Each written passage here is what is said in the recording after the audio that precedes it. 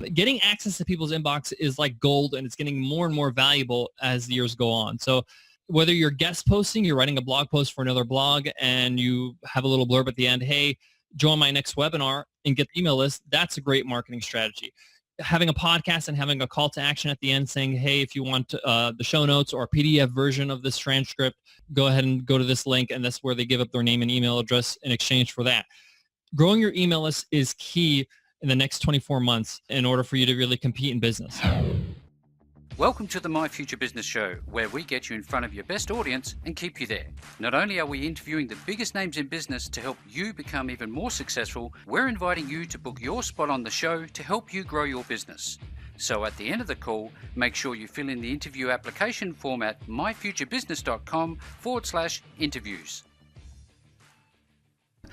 Hi and welcome to the My Future Business Show. My name's Rick Nusky and welcome back from the festive season. I tell you what, it was one of those years that I thought I did really well, but this year is going to be bigger and better for a whole host of reasons. Now, I hope you had a great break.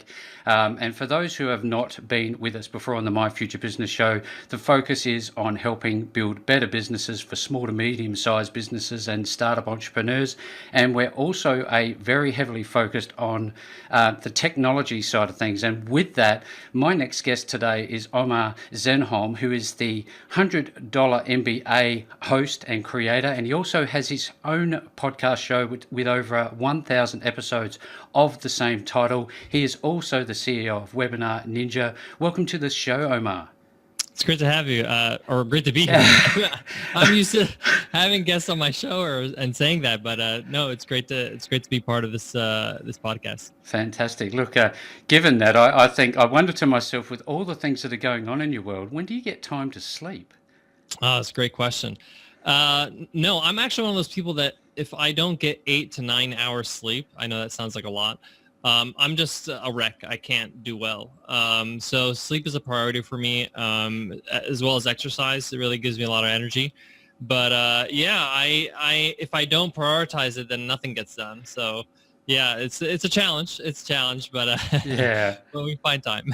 So, this is obviously going to link in pretty well with what we're going to be talking about today, which in part is productivity. I'd love to talk a little bit about that and some of the things you would do and how you would help those who are just starting out in this space. But we'll circle back on that. So what did you actually do over the break? Did you have any family time? Did you travel? What happened?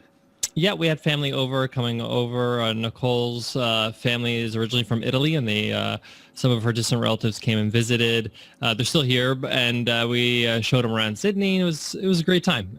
We just had a nice time at home, cooking dinners and things like that. Yeah, well, it was raining there in Sydney on New Year's Eve, wasn't it? Yeah, it was on and off, but it was good enough to see the fireworks. Yeah, fantastic. And I also noticed the bit of a glitch they had. They introduced 2018 twice. That was interesting. Did you hear about that? No. What was that? Well, they actually put up 2018 on the Sydney Harbour Bridge. Oh, somebody got fired. Oh no. Oh boys. I found that very take the responsibility for that. Oh, absolutely. I find it amazing that you've got all these things happening. You have over 1,000 episodes of your show. Tell us how that all came together. This whole idea of starting the $100 MBA. Yeah, before I started the $100 MBA, I was actually a high school and university teacher. That was my first career for 13 years, and I was building businesses on the side. I was side hustling, and I took that kind of faithful leap of faith into becoming a full-time entrepreneur and quitting my day job around 2012, and that's around the time we launched the $100 MBA. And one of the things I realized very quickly is when you try to sell a product, and the $100 MBA it's an online course, it's content, and we realized that you need an audience. You need to be able to talk to people, grow an audience, and be able to eventually turn them into customers. And I was always fascinated with the medium of podcasting. I love podcasts as a listener for a very long time. So we decided to start a podcast, and which was not the $100 MBA, which was a failed podcast that didn't do well. Learned some lessons, and then launched the $100 MBA podcast. And if I had to sum it up, it was just a piece of advice that I heard from Seth Godin once, and he said, and he was just joking, kind of saying it in jest, but there was some wisdom behind it, and it was, if you want to be able to be successful in business, the fastest way to do this is to become famous. And he elaborated later on, like what he means by that is that you have to have people listening to you. You have to have an audience. And I knew that a podcast can help me do that. And that's really why we have the podcast and why we started it, is just to grow an audience that would be interested in our brand of how to do business. And from there, just give valuable content for free. And if they liked what they hear, if they want to learn more, or if they want to take their business to the next level, they'll check out our products. So this is obviously part of this would be on productivity, because nowadays I seem to see a lot of entrepreneurs, those who are struggling in businesses, getting caught up in the next greatest thing. And how do you, given what's going on and how busy you are, did you ever suffer anything like that? And how did you counteract that overwhelm of choice? Definitely, it's a challenge, being as productive as possible. There are a few books that I've read that have really helped me, as well as the fact of just, I really highly recommend everybody to read as many autobiographies as possible, or biographies in general, just because it really lays out who you have to become the success you want to be. Yeah. Like, you just can't expect yourself to be successful if you don't change who you are. And I found that just studying, great entrepreneurs and looking at how they do their, how they schedule their day, how do they work, how do they prioritize things. It's very seldom you'll see like, oh, I spent 3 hours on Facebook. No, you won't. You won't hear Jeff Bezos say that. Like, you're not going to hear, Sarah Blakely, who's the founder of Spanx, saying that, I spent all my time on Twitter. Like, it just doesn't happen.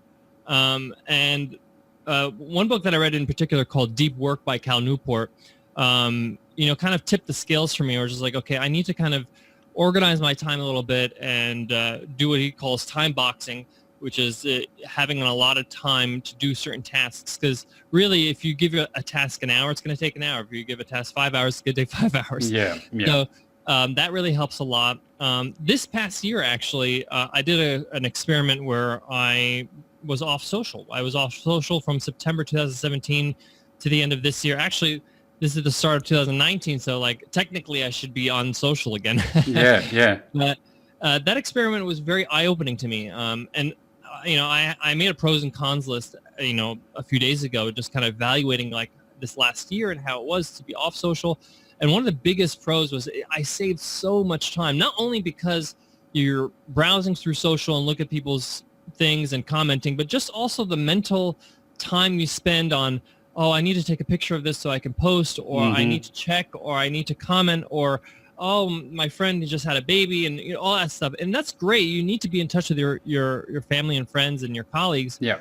But the amount of time that social media takes is incredible. It's just incredible. And when you're off for a while, you realize how much time you have now. Like, wow, I have so much more time because I don't have to worry about that. No one's expecting me to do anything on social.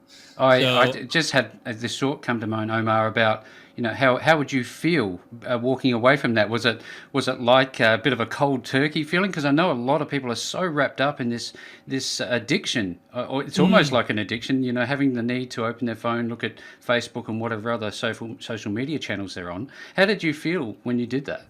Well, no doubt it is an addiction, and it's scientifically proven. I read a great book called Hooked by Neil Ural, I think his last name is, and it's all about how, these systems, these social media platforms, they're not evil by nature. It's just that they know how to make sure that you stay on the platform, because that helps the revenue model. That's what they do. Yeah. So for me, I was really surprised how relieved I felt. I felt like this burden off my shoulders of like, I don't have to participate anymore. Like, there's this sense of like, I have to post, I have to comment, I have to do this stuff. And then when you just kind of push that aside and you don't have to do any of that anymore, it's like, well, what do I do now? What else can I do? And it allowed me to focus more on growing our team and be more present as the CEO of the company and build a better culture with our team. And now that my experiment is over, I'm a little bit like not looking forward to trying to go back, you know, like, and I'm trying to evaluate, well, maybe it's Facebook that I don't really enjoy. Maybe Twitter is something that's more my thing. I don't know. Like, I'm still, to be honest with you, I'm still kind of on the fence about going back 100%. So I really have enjoyed the fruits of it. But I have to say, to be quite fair and honest, the one con of not being on social media is that you are disconnected. It's so much easier to stay connected with your friends and family and business connections. And if I wanted to stay in touch with you after this call, you know, social is so easy to do that. You know, it's great at socializing at scale. But that's where I'm at. Thank you very much for sharing that insight. I wonder also with the $100 MBA is what is that program all about? Because I'd love to talk a little bit about that before we jump into Webinar Ninja. Would that be all right? Sure. The $100 MBA is exactly what it sounds like. It's a $100 MBA education. It's a one-time fee of $100. And it's over 180 video lessons that Nicole and I have produced and shot and edited, ranging from topics from idea validation to marketing to finance to how to use Google Analytics to measure your traffic, all that kind of stuff. I created it because I learned a lot of these things the hard way. Being the fact that, I had to build businesses on my own. And I think that there are some fundamentals you need to know. You need to know how to sell. You need to know how to market. You need to know how to get your finances in order. How are you going to make sure that you grow at a pace where you can start hiring people, all that kind of stuff. So I wanted to offer this to people as a way to kind of jumpstart their business if they're starting their business. It's not really, to be quite honest, the course itself is not a profitable kind of money grabbing scheme. It's only $100 one time, but it's sort of a calling card. It's sort of like a New York Times bestseller kind of book thing where you don't really make money on the book, but it's a way for you to build rapport and trust and build an audience with people that are looking to start a business. Well, thank you very much. I see that there's a lot of strategy behind many of the things that are going on in most businesses, and I suspect that yours is no different, Omar. And I'd love to know, was that part of the reason for the genesis of Webinar Ninja? Totally. So I started running webinars to grow the $100 MBA program, to start selling the program, to nurture that audience.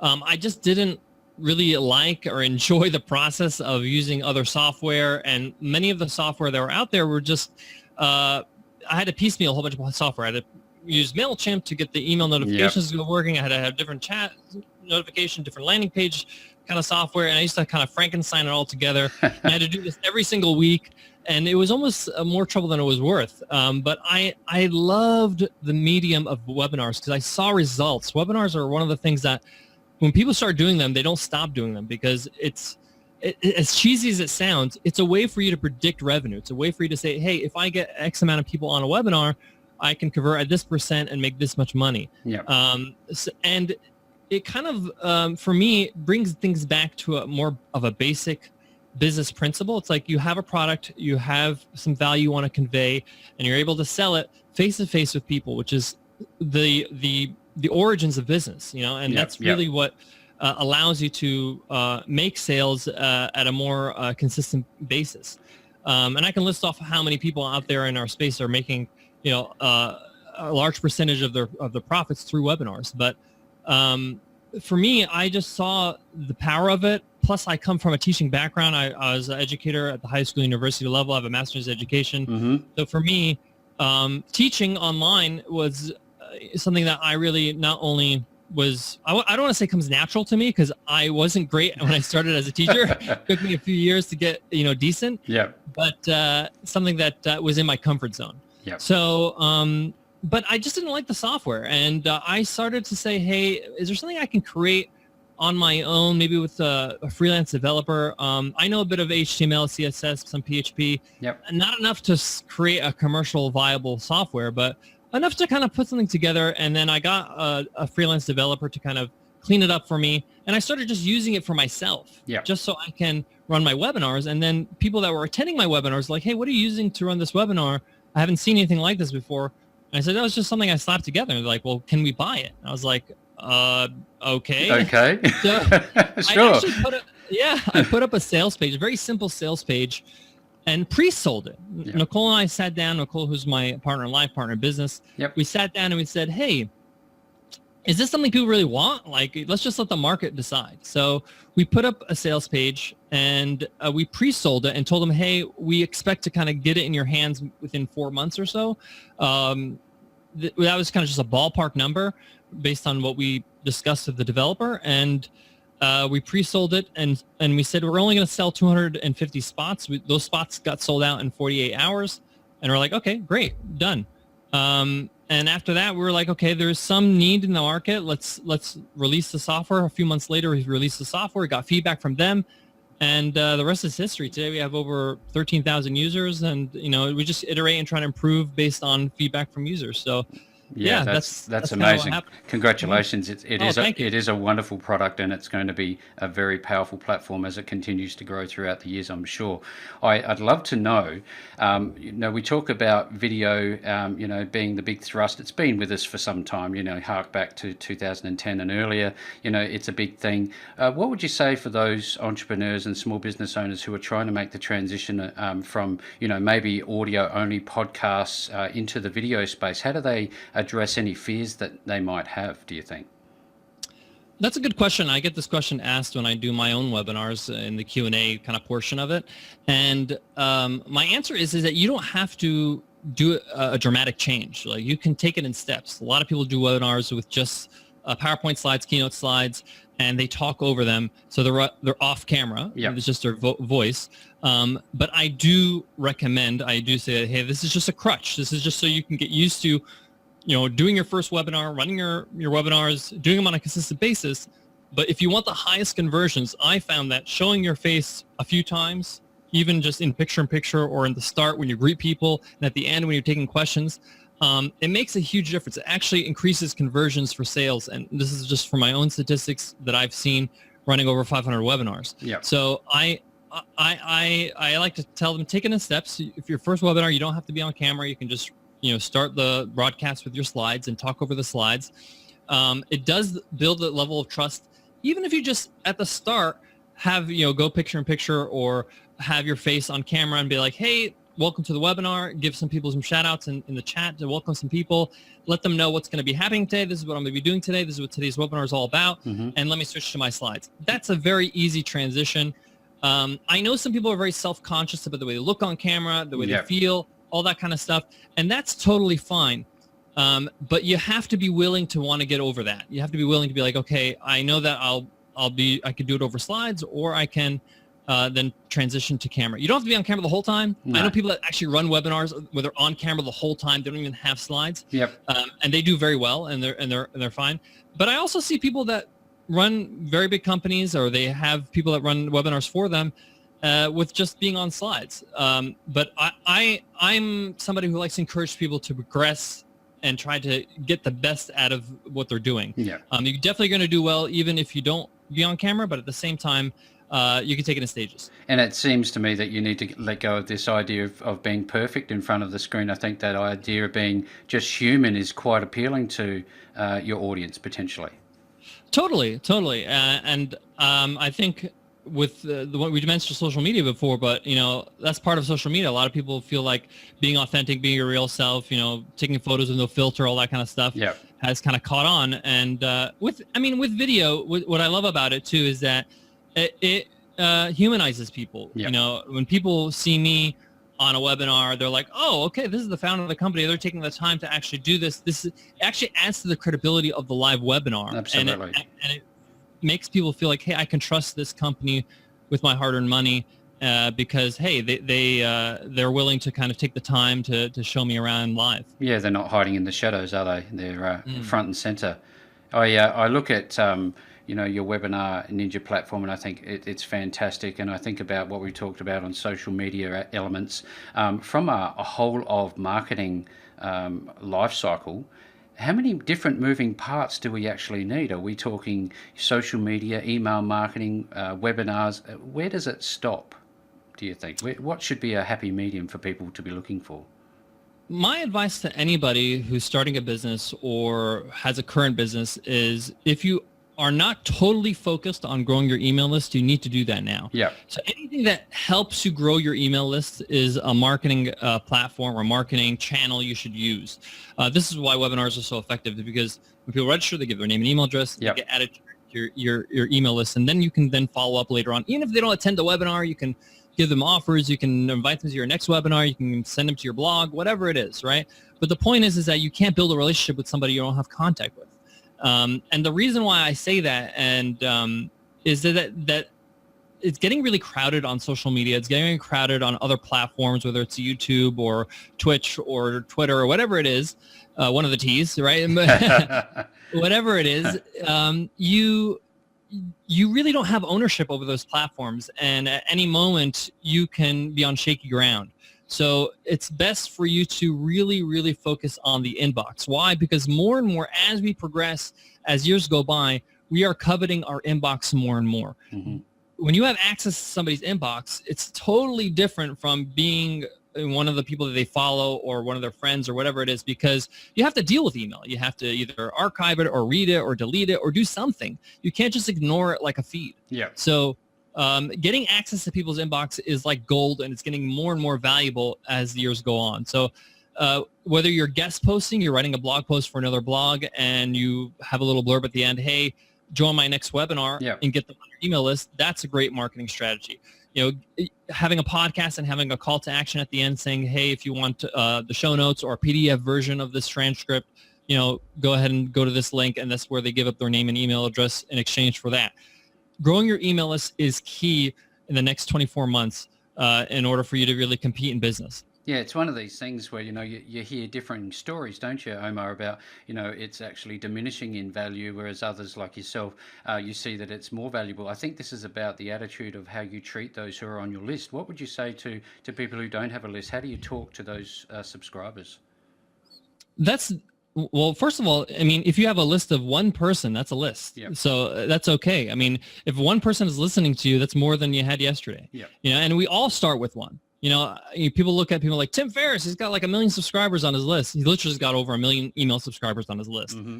But he started with one. He started with zero. You know, he started growing. So I wouldn't worry about not having too many people on your list. When I started out, I was emailing less than 100 people when I was doing a newsletter. And that's totally fine. And you can easily, grow a list of 1,000 within a couple of months. And that's not asking too much. You know, like when I say easily, you know, if you just let people know that your friends and family know, you know, the people that you know in business. If you don't know anybody in business or in your marketplace, the first thing you need to do is go to a conference, meet some people, make the effort of following up with them after the conference and say, hey, I would love to do something together, write a post for your blog, you write a post for my blog, or, you know, we could co-host a webinar together, or whatever it is. Start growing that network, and, you know, those people can invite you to their audience. One of the things I did when I got started that really helped me is leverage other people's audiences in exchange for great value. To do this right, it's going to take some time. You know, one of the earlier ones I did was Darren Rouse from Digital Photography School. He's got a huge blog, over 1 million subscribers. Why is he going to listen to me, who no one has ever heard of at the time? And it was just, I was a nobody. Yeah. So the only way you can really effectively be able to get exposure to that list or get exposure to that audience is to really add value, exceptional value that other people are not. So I actually studied his blog and took a look at all the blog posts that had to do with the business of photography. Yep. And I said, okay, these are 5 blog posts they have. This is what they're lacking. This is what's going on. You know, I read every single comment on every single blog post, find out, you know, this took some time, you know, it's a lot of work, but the payoff is going to be worth it. So I read all the comments, find out what people were saying. I wish you elaborated on this. I wish this person talked about that. Yeah. And I wrote a 2,500 word blog post with images, with, you know, subtitles and titles and all that stuff. Yep. And then I emailed the editor and I said, hey, I read your blog and this is what I found and this is what I think that you're lacking. I think this post would do really well on Digital Photography School.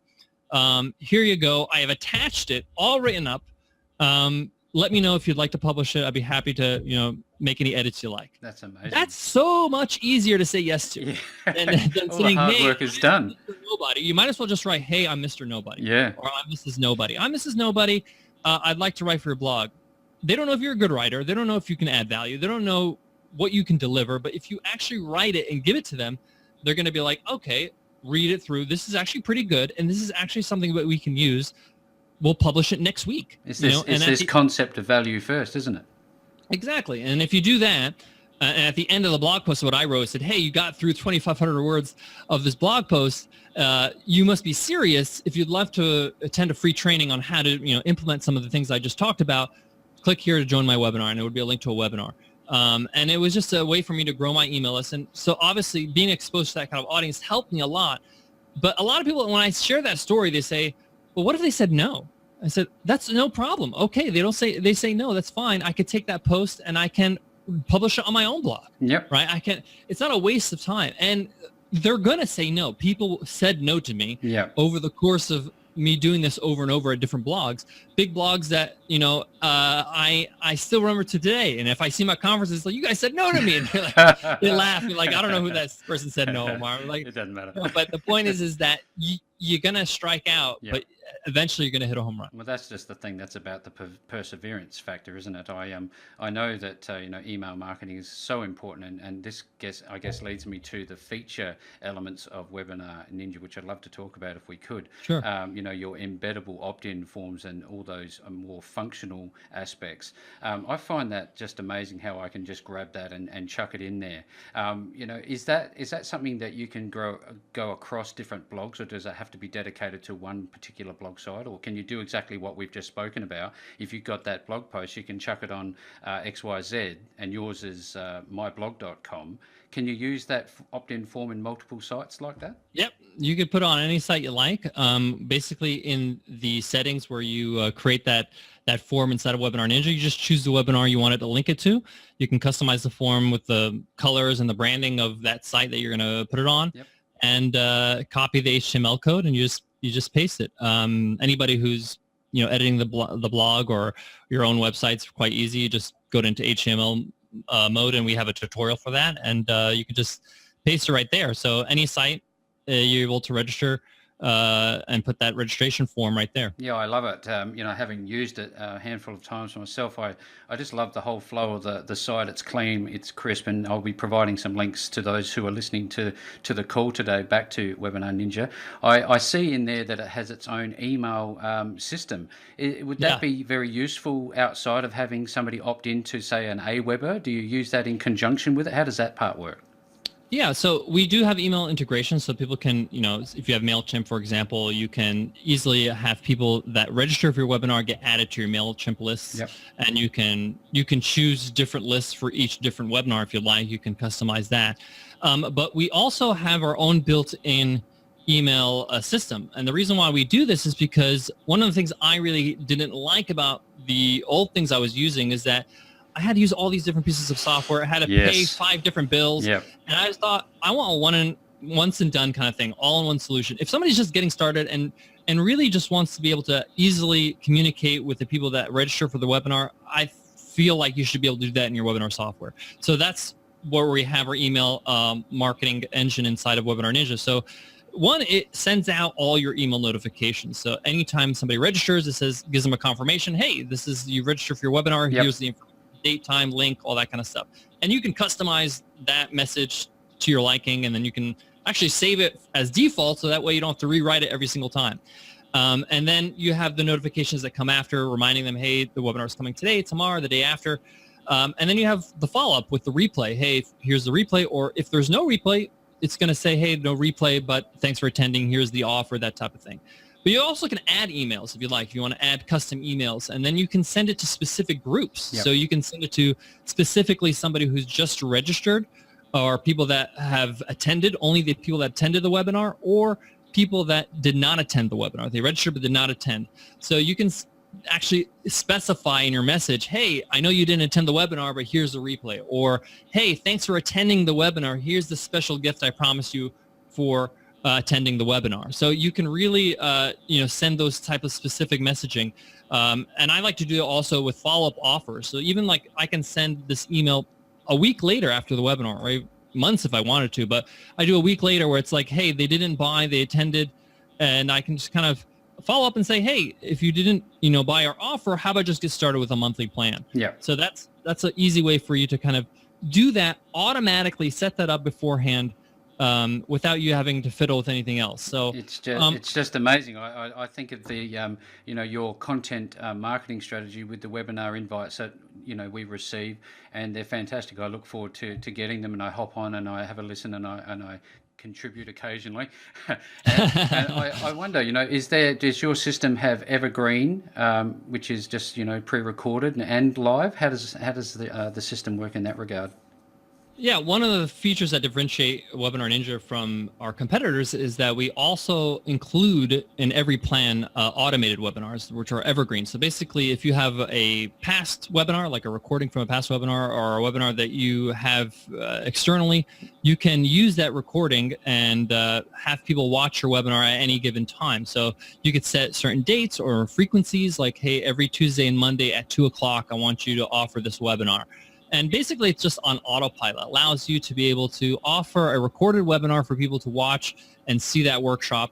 A lot of people use this to pre-qualify candidates. Yeah. So I know a lot of our larger companies that use Webinar Ninja, software companies, where there's like, hey, here's a demo, a recorded demo of our software.